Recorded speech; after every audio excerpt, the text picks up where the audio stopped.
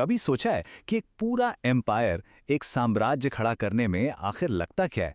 आज हम लोग ना इतिहास की सबसे बड़ी सक्सेस स्टोरीज में से एक के पीछे का जो सिस्टम है उसे डिकोड करने वाले हैं। और हमारा गाइडेंस कहाँ से आ रहा है? श्वेता शिरसाट की द SRK प्लेबुक से। देखिए, किताब की शुरुआत ही एक बहुत पावरफुल इमेज से होती है।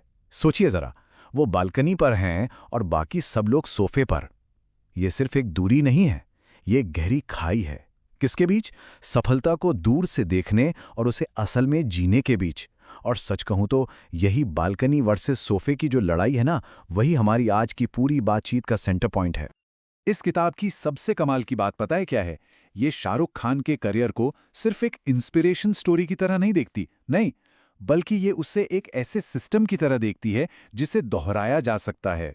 आज हम ठीक यही करने वाले हैं। इसी सिस्टम को परत दर परत खोलेंगे और उस ब्लूप्रिंट को खोजेंगे जिस पर एक पूरा एम्पायर खड़ा किया जाता है। तो सवाल यह है कि इस प्लेबुक में ऐसा है क्या? वो कौन से सीक्रेट्स हैं जो इसे इतना इतना पावरफुल बनाते हैं? चलिए ज़्यादा इंतजार नहीं करते, शुरू करते हैं इसकी बिल्कुल बुनियाद से, इसके पहले और सबसे ज़रूरी प्रिंसिपल से। तो इस प्लेबुक का जो पहला पिलर है वो है खुद पर अटूट, मतलब अनब्रेकेबल विश्वास। लेकिन एक मिनट रुकिए, ये घमंड नहीं है, बिल्कुल नहीं। ये सर्वाइवल की एक बहुत सोची समझी स्ट्रैटेजी है। ये जो विश्वास है ना कि मैं ही बेस्ट हूं, ये किसी सिल्वर स्पून के साथ नहीं आया। ये तो मुश्किलों की आग में तपकर बना है। जरा सोचकर देखिए, एक इंसान जिसने अपने 20s के मिड तक अपने दोनों पेरेंट्स को खो दिए हों, उस सिचुएशन में खुद पर विश्वास करना कोई लग्जरी नहीं थी, वो उनके पास अकेली असली दौलत थी। और यहीं पर ना किताब का एक बहुत ही की कॉन्सेप्ट सामने आता है जिसे कहते हैं प्रोडक्टिव डिल्यूजन। नहीं नहीं, ये सिर्फ पॉजिटिव थिंकिंग नहीं है, ये उससे कहीं ज्यादा है।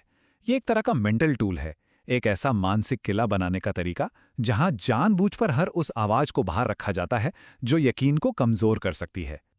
अच्छा, सिर्फ विश्वास कर लेने से तो एम्पायर नहीं बन जाते हैं ना। उस विश्वास को चाहिए जबरदस्त मेहनत की आग। और बस यही बात हमें ले आती है हमारे दूसरे पिलर पर। शाहरुख खान के दिन में 18 घंटे काम करने की बातें, वो सिर्फ कहानियां नहीं हैं, वो एक जरूरत थी। यहां पर किताब की फिलॉसफी बहुत सिंपल है लेकिन बहुत गहरी। वो कहती है, प्रोसेस से प्यार करो। क्यों? क्योंकि असल में हमारे कंट्रोल में सिर्फ एक ही चीज है, और वो है हमारे काम की क्वालिटी।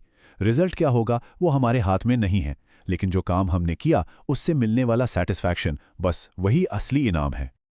तो किताब से ही एक प्रैक्टिकल एक्सरसाइज भी है, 4 घंटे का डीप डाइव। इसका मकसद क्या है? अपने जुनून को, अपने पैशन को डीप वर्क में बदलना, मतलब एकदम गहरी एकाग्रता में। ये फोकस को एक कॉम्पिटिटिव एडवांटेज, एक हथियार की तरह इस्तेमाल करने का तरीका है। चलिए अब आते हैं तीसरे पिलर पर, और ये है कनेक्शन की कला, मतलब चार्म का स्ट्रेटेजिक इस्तेमाल। और ये सिर्फ अच्छा दिखने के बारे में बिल्कुल नहीं है, ये तो एक कला है लोगों से जुड़ने की, उन्हें अपने मिशन का हिस्सा बनाने की। और यहां एक पैराडॉक्स, एक विरोधाभास सामने आता है। कमरे में सबसे दिलचस्प इंसान बनने के लिए सबसे ज्यादा दिलचस्पी लेने वाला इंसान बनना पड़ता है। शाहरुख की लोगों को ध्यान से सुनने की जो आदत है ना, वो सिर्फ पोलाइटनेस नहीं है, वो एक तरह की इंटेलिजेंस गैदरिंग है। सोचिए, जब लोगों को महसूस होता है कि उन्हें सच में सुना जा रहा है, तो वो भरोसा करने लगते हैं, वो लॉयल हो जाते हैं। और इसी से जुड़ी एक और जबरदस्त बात है, अपनी कमियों को खुलेआम अपनाना, जैसे शाहरुख खान अपने मजाकिया अंदाज में करते हैं। ये आपको कमजोर नहीं बल्कि और ज्यादा मैग्नेटिक बनाता है। क्यों? क्योंकि जब आप खुद ही अपनी कमियां बता देते हैं तो आप आलोचकों के हाथ से उनका सबसे बड़ा हथियार ही छीन लेते हैं। ये वल्नरेबिलिटी को एक सुपर पावर बनाने जैसा है।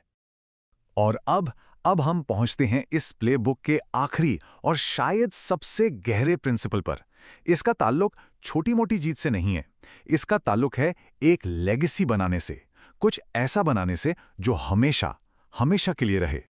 तो देखिए, 2 तरह के गेम होते हैं, फाइनाइट गेम जिसका मकसद होता है जीतना, और इन्फिनिट गेम जिसका मकसद होता है बस खेलते रहना। पॉइंट यह है कि शाहरुख खान दूसरे एक्टर से कॉम्पीट नहीं कर रहे, वो तो इररेलेवेंस के कॉन्सेप्ट से लड़ रहे हैं। उनका गोल सिर्फ एक मूवी या 1 साल जीतना नहीं है, उनका गोल है हमेशा के लिए इस गेम में बने रहना। और इसका सबसे बड़ा सबूत है उनका करियर। ये जो आप देख रहे हैं, ये री इन्वेंशन की एक मास्टर क्लास है। 1993 का एंटी हीरो, 95 का रोमांस किंग, 2007 का कोच और फिर 2023 का एक्शन हीरो। हर बार खुद को बदलना ये दिखाता है कि इन्फिनिट गेम में टिके रहने के लिए ये कितना जरूरी है। जैसा कि शाहरुख खुद कहते हैं, सफलता एक अच्छी टीचर नहीं है, असफलता आपको विनम्र बनाती है। और ये बात सीधे सीधे रीइन्वेंशन से जुड़ती है। अगर बदलना है तो फेलियर को अपनाना सीखना होगा। हर नाकामी एक एंड नहीं है, बल्कि वो अगले मूव के लिए एक जरूरी डेटा पॉइंट है। बस यही लॉन्ग गेम का हिस्सा है। और यहीं पर आकर सारी बातें जुड़ जाती हैं। अब वो बालकनी सिर्फ एक घर का हिस्सा नहीं रही, वो एक मेटाफर बन गई है, एक सिंबल उस जगह का जिसे किसी ने अपनी मेहनत से बनाया है। अपनी दुनिया पर पूरे कंट्रोल के साथ खड़े होने की जगह, वो जगह जिसके बारे में पता हो कि इसे खुद बनाया है। तो हम इस पूरे विश्लेषण को किताब के इसी आखिरी और सबसे पावरफुल सवाल पर खत्म करते हैं। ये सवाल एक चैलेंज है, अपना पहला ठोस लक्ष्य तय करने और उसे हासिल करने का।